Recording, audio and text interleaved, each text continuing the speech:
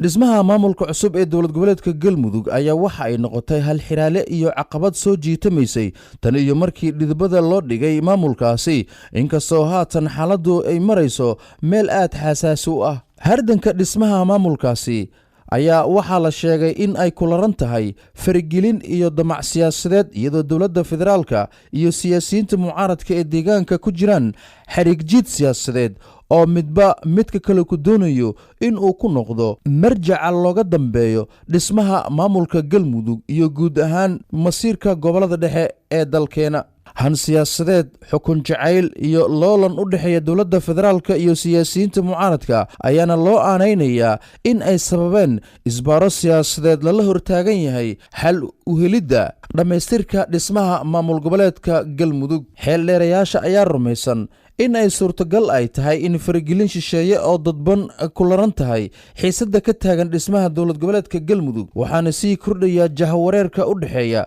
dowladda federaalka iyo maamulka ahlu sunna oo iyagu ku caanbaxay siyaasad caynbacayn oo leh hanaan siyaasadeed guurguura. madaxweynaha Galmudug Axmed Ducaale Geele Xaaf ayaa isagana lagu tilmaamaa siyaasi leh siyaasad joker ah waxaana uu weli miisaan culus uu ku leeyahay hogaaminta iyo siyaasad u samaynta Galmudug. waxa uu hore u maareeyay shaqaqadii ahlu sunna wal jamaaca iyo maamulkiisii wuxuuna tanaasul darteed uu madaxa ahlu sunna Sheekh Maxamed Shaakir Cali Xasan u magacaabay in uu noqdo madaxa xukuumadda Galmudug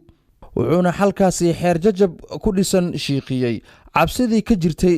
iskahorimaad labada dhinac ku dhex mara gobolada dhexe. madaxweyne Xaaf oo ah madaxweynihii labaad ee soo mara maamul goboleedka Galmudug ayaa waxaa lagu tilmaamaa in uu leeyahay xirfadaha siyaasi ganacsade iyo hogaamiye dhaqameed wuxuuna hore uga soo qayb galay shirarkii dib u heshiisiinta ee Carte iyo kuwii kale ee lagu dhexdhexaadinayay beelaha walaalaha ah ee ku dagaalamay magaalada Muqdisho iyo qaybo ka mid ah gobolada dalka. madaxweyne Xaaf oo xubin muhiim ka ahaa isbahaysigii golihii iskaashiga maamul goboleedyada waxa uu sanooyinkii u dambeeyay noqday siyaasi qunyar socod ah balse ku adag mowqifkiisa siyaasadeed. inkastoo madaxweyne Xaaf hore dowladda federaalka ugu wareejiyay wakiilnimadiisii maamul u samaynta Galmudug waxa uu muddo bilooyin jaal siyaasadeed la noqday Villa Soomaaliya balse waxa uu mar kale bilaabay inuu dhaliilo madaxda dowladda federaalka iyo saameynta ay ku leeyihiin dhismaha maamulka cusub ee Galmudug. haatan oo uu ku sugan yahay magaalada Gaalkacyo ee kala qaybsan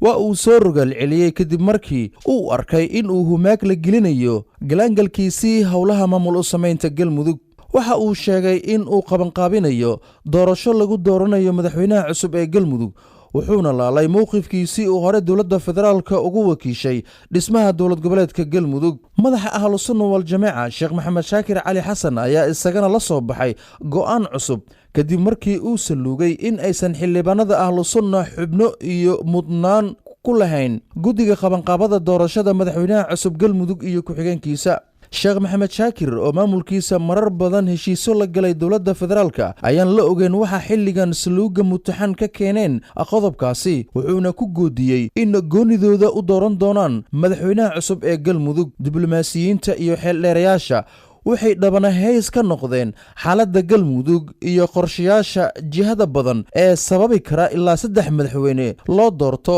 maamulka Galmudug. si kastaba ahaatee dowladda federaalka siyaasiyiinta mucaaradka maamulka ahlu sunna iyo madaxweynaha haatan ee Galmudug in ay yeeshaan kulamo wada tashi oo lagu danaynayo mustaqbalka dowlad goboleedka Galmudug. xaaladda ayaa faraha ka bixi doonta haddii aan dadka reer Galmudug loo madax banayn